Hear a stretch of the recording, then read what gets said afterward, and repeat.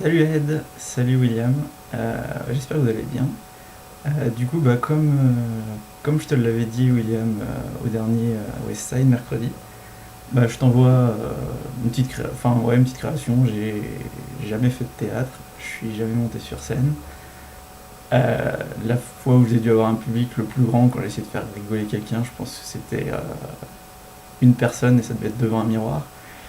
Mais bon, pourquoi pas tenter l'expérience, ça peut être sympa. Donc, je vais vous faire un petit sketch en fait.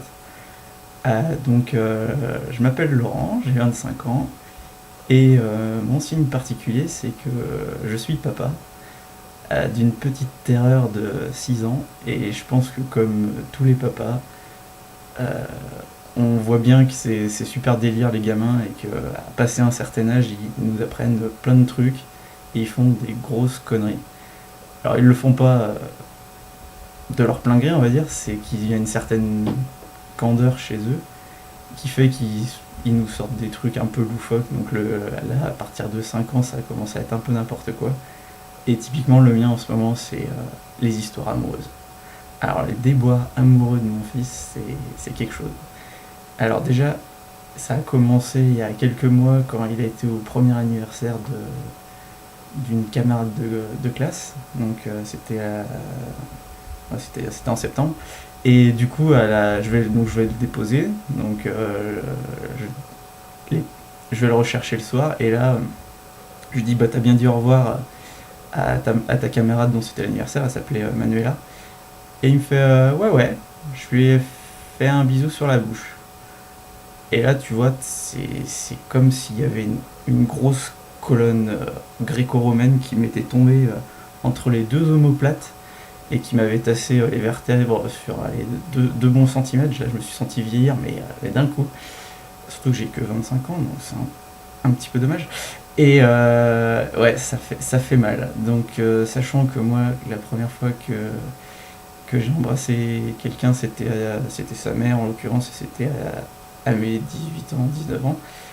Donc, tu vois, sur l'échelle de, on va dire, la classe, on va dire, je pense que mon gamin, il est facilement là. Moi, tu peux sortir du dockyard, tu passes par-dessus la barrière, tu vas au fond de la Loire, tu creuses 10 mètres dans la vase, et je pense que tu as à peu près le niveau où je suis. Donc, ça fait un choc. C'est assez drôle. Et du coup, ça s'est pas arrêté là, évidemment, parce que à partir de là, j'en ai parlé à mes potes, qui n'ont pas manqué de me dire alors, grand-père avant 30 ans. Donc, ouais, c'est un peu inquiétant, surtout que vu qu'ils m'ont dit ça, ça m'a rappelé une citation Facebook que j'ai vue il y a quelques années. Euh, à ton âge, j'attrapais les Pokémon, pas des MST. Et ouais, du coup, j'ai ressorti ma vieille Game Boy et j'ai sorti les cartouches Pokémon et je l'ai mis devant et enfin voilà, j'essaye de sauver le truc quoi. Et il est à fond là en ce moment, donc je me dis bon, il y a peut-être un espoir. Voilà. Sinon, après, ça continue évidemment, parce que là, ça c'était l'épisode 1. Après, il y a l'épisode 2. C'était il y a quelques semaines, quand j'étais dans une célèbre galerie marchande du côté de Saint-Herblain, celle qui a été annexée en partie par les Suédois.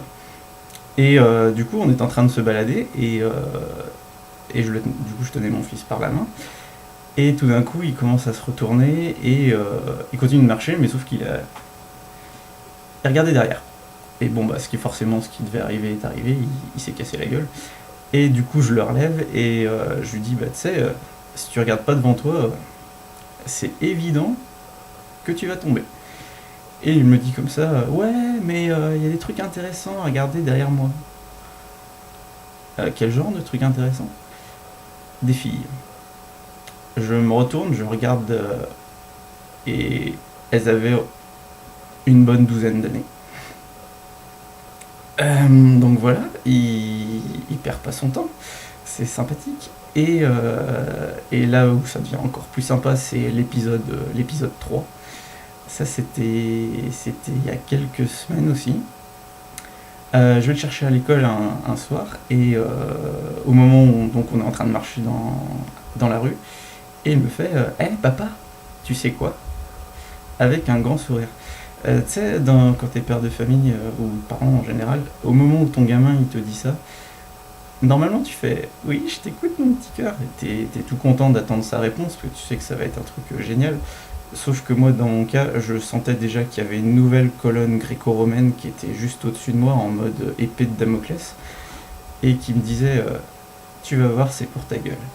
Donc je lui fais oui, je t'écoute. Et il me dit j'ai une nouvelle amoureuse. Je fais bah ouais, ok. Et je fais encore. Et là il me dit ouais, en plus c'est une grande, elle est en CP. Deuxième colonne, et là les vertèbres encore bien tassées sur ma gueule. Ouais, mon gamin fait dans la cougar déjà, ouais, c'est bien parti. Alors, il n'y a pas suffisamment de prétendantes à l'école maternelle, monsieur va piocher dans l'école primaire juste à côté. C'est assez flippant, ouais. Et je lui dis comme ça, mais tu sais que la polygamie, c'est pas autorisé? Tu sais que normalement, t'es censé avoir que une seule amoureuse? Parce que là, c'est vraiment... Tu te fous un peu de la gueule du monde, quoi. Il me dit, ouais, mais en fait, cette nouvelle amoureuse, bah, je lui ai fait un bisou, mais je me suis caché, comme ça mes deux autres amoureuses m'ont pas vu, comme ça je leur ai pas brisé leur cœur. Imparable, le gamin béton. Je pense que s'il finit pas trader ou un truc d'escroc d'enfoiré, je sens vraiment qu'il aura raté sa vie là. Et je pense qu'il a toutes les cartes en main. Voilà, je vais m'arrêter là. Bon bah merci de m'avoir écouté les gars. Et, bon, c'était fun au final. Et puis voilà, ça m'a fait plaisir. Et puis bon, j'espère que c'était pas trop catastrophique. Et puis bah, je vous dis à mercredi alors. Tchuss.